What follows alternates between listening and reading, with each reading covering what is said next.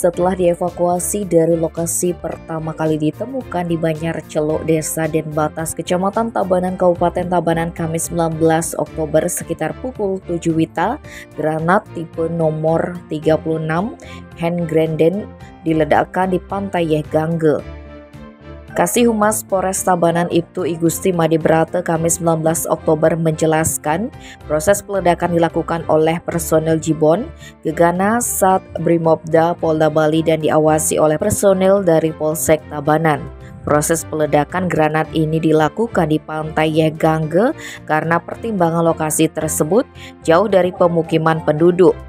Sebelum proses, personel Jibon mempersiapkan lubang disposal dan peralatan yang diperlukan seperti detonator, sumbu ledak, serta bom blanket. Sementara itu, Kasubden Jibon, Sat Brimopolda Bali AKP Nuryadi menjelaskan status granat berbentuk nanas yang ditemukan di Banjar Celuk, Desa Denbatas ini merupakan granat yang masih aktif dan sangat berbahaya sehingga dilaksanakan disposal. Dari identifikasi luar disebutkan pengumpil dan pin masih ada dalam kondisi berkarat. Diperkirakan granat genggam tersebut berasal dari sisa perang kemerdekaan RI. Tim Bali Express melaporkan.